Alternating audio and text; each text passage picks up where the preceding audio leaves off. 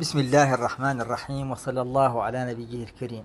هذا التسجيل جاء تلبية لرغبة أخي أبو مدينة واللبات لكي يكون ضمن التسجيلات الموجودة في المنصة الشهيرة، وهي منصة منسقية الحضبابة والعبيد الديواني.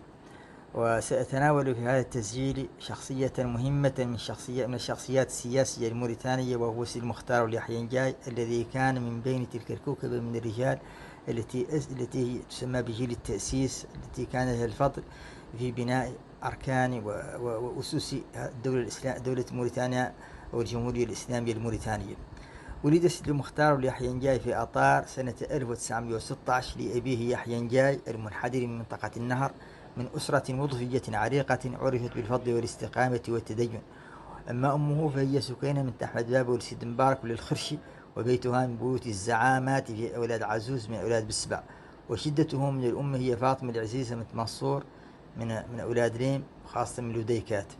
وقد جمع سيد المختار بهذا بين مكونين أساسيين في موريتانيا، المكون الوظفي والمكون البيضاني. وفضلا عن هذه الخؤولات فقد تزوج سيد المختار عدة زيجات، ومن بينها زواجه بفاطمة بنت همدي والمحمود السيد الشهير والوجيه الكبير والشخصية الأدرارية المعروفة. فجمع بهذه المصاهرة وبتلك الخؤولات علاقات وطيدة في أغلب مناطق موريتانيا، وخصوصا في أدرار وإنشير وتيرس وما يعرف عموما بالساحل. أكمل سيد المختار اليحيى نجاي دراسته في مدرسة أبناء الشيوخ والمترجمين لبسين بالسنغال، وتخرج منها مترجما. وقد عمل في مناطق عديدة، سواء تعلق الأمر بالعصابة أو بأدرار أو بترارز أو بإنشيري، فتوطدت صلاته بساكنة هذه المناطق، وصار جزءا من نسيجه الاجتماعي بفضل علاقاته الدبلوماسية المتميزة وبفضل شخصيته المحبوبة لدى الجميع. انضم سيد المختار إلى الاتحاد التقدمي الموريتاني ولي بي ام اليونيون بروغريسيست موريتانيان المتأسس سنة 1957.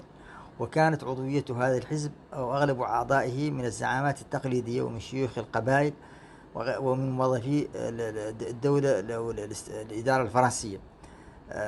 وقد أشرفت الإدارة الفرنسية على تأسيسه أساسا لمواجهة الزعيم أحمد الحرمة والببانة النائب البرلماني، والذي كان قد أسس حزب الوئام وما يعرف به لبارتي دي لانتانت. فاز سيد المختار مرتين، فقد فاز سنة 1951 بعد ترشيحه في مؤتمر كيف الشهير، كما فاز مرة ثانية سنة 1956. لذلك تقلد نائب موريتانيا في الجمعية الوطنية الفرنسية مرتين. طبعا تعرف السيد المختار اليحيى نجاي وهو نائب بالجمعية الوطنية بباريس على الطالب المختار ولداد رئيس موريتانيا فيما بعد. وقد تحدث المختار رحمه الله كثيرا على علاقته بسيد المختار، وكان يسميه في مذكراته بسيدل، كأنها اختصار لسيد المختار، وذلك من العلاقة الوثيقة التي كانت تربط بين الرجلين. لكن لن تأتي سنة 1961، أي سنة واحدة بعد الاستقلال، حتى تقع قطيعة بين الرجلين، بين المختار وبين رفيق دربه سيد المختار. وذلك بسبب أساسي، وهو أن الخلاف لم يكن خلافا شخصيا، وإنما كان خلافا سياسيا، حيث ظل الرجلان يحترم كل منهما الآخر بعد تلك القطيعة. طبعا ولنفهم أكثر، فإن سيد المختار اليحيى نجاي كان قد تقلد مأموريتين في البرلمان الفرنسي ممثلا لموريتانيا كنائب عنها، فقضى 8 سنوات تحت قبة قصر بوربون، ما يعرف بالبالي دو بوربون، وهو مقر الجمعية الوطنية الفرنسية. وفي هذا السياق فإن سيد المختار قد عاش الجمهورية الفرنسية الرابعة، وتشبع برؤيتها في الحكم ونظرتها لتسيير الشأن العام. ومعلوم أن الحكومة الفرنسية الرابعة هيمنت على الشأن السياسي الفرنسي ما بين سنة 1946 وسنة 1958 تحت الدستور الجمهوري الرابع، حيث كان النظام السياسي الفرنسي حسب رؤية الجمهورية الرابعة نظاما برلمانيا صرفا، ولم تكن لرئيس الجمهورية الفرنسية صلاحية حقيقية تمكنه من قيادة الدولة، فالدولة ذات أساس برلماني في الحكم. أما المختار بلداد فكان من دعاة النظام الرئاسي الذي يشهد تطبيقه الصارم في الجمهورية الفرنسية الخامسة، حيث وقف الجنرال داغول بحزم وراء تغيير دستور الجمهورية الرابعة ليصبح للرئيس سلطات واسعة ويتراجع نفوذ البرلمان. وبغض النظر عن أي الفريقين كان على صواب، فإن هذا النقاش بين فقهاء الدساتير قد لا يعنينا هنا، وإنما يعنينا فقط تأثيره على الحالة الموريتانية. فالمختار والدادة كان يميل أو كان يرى أن المناسب لحكم دولة مستقلة حديثا هو أن تكون ذات نظام رئاسي صارم، وأن يكون دور البرلمان محدودا، في حين كان سيد مختار يحيى جاي يرى العكس. وهذا ما أدى إلى هذه القطيعة بين الرجلين. ولكن مع ذلك ظل سيد مختار وفيا لمبادئه ثابتا على موقفه السياسي. ولما دخل نظام المختار والدادة في حوار مع حركة الكادحين في بداية سبعينيات القرن الماضي، دعا المختار صديقه السابق سيد المختار واستشاره عن رأيه حول ما ينبغي أن يكون عليه الحوار مع الكادحين. فيقال أن سيد المختار أشار عليه بأن يشرع للكادحين حزبا سياسيا شديدا،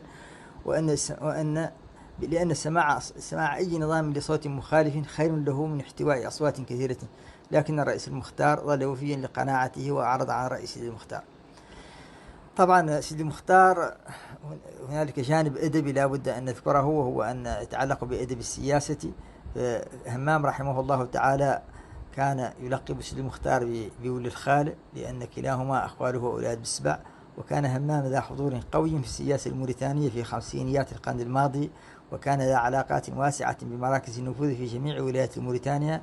يقول همام في جانب من هذا الأدب الذي يذكر فيه سيد المختار، يقول متحدثا عن بعض التشاذبات التي عرفها حزب الاتحاد التقدمي في خمسينيات القرن الماضي، ويذكر فيه بعض الأعيان الموريتانيين كسليمان والشيخ سيدية وابونا مختار والمختار الداداه والسيد المختار يحيى نجاي وأحمد سالم والهيبة وأحمد الداه أمير عطاء أمير أدرار.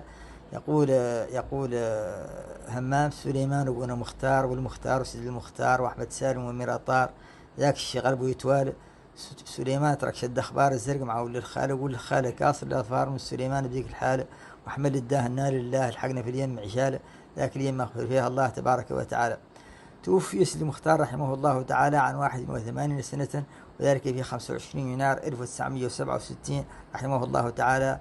وكان له أثر بالغ وجهود واضح في بناء الدولة الموريتانية، إلى جانب ذلك الجيل المؤسس الذي ذكرنا بعضه في هذا الحديث. والسلام عليكم ورحمة الله.